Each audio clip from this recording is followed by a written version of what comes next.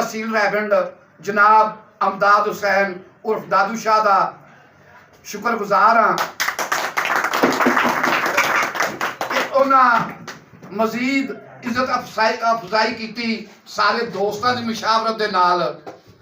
मैनू इस काबिल समझिया कि मैनू तहसील प्रैस क्लब रैवंड का सरपरस्ते आला मुकर्रर किया। ये मेरे वास्ते बड़े फखर की गल है कि सहाफत एक ऐसा पेशा है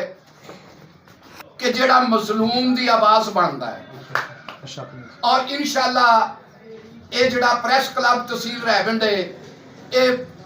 अरसा कदीम तो चल रहा है और हमेशा जिथे जुल्म होया है उथे ना उस मजलूम की आवाज़ नूं बुलंद किया है। ते मैं ये वादा करना अल्लाह नूं हाज़र नाज़र जान के कि मैं इस प्रैस क्लब का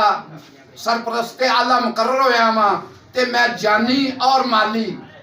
हर टाइम इस प्रैस क्लब के नाल खड़ा वां। वैसे तो मैं एक सियासी बंदा सा लेकिन इन्हां सहाफियां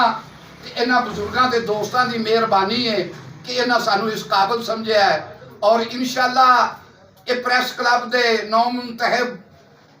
जिहड़े अहदेदारान ने जिस दिन इन्हां दी हलफबरदारी की तकरीब होएगी वो हम रमज़ान तो बाद असी करांगे और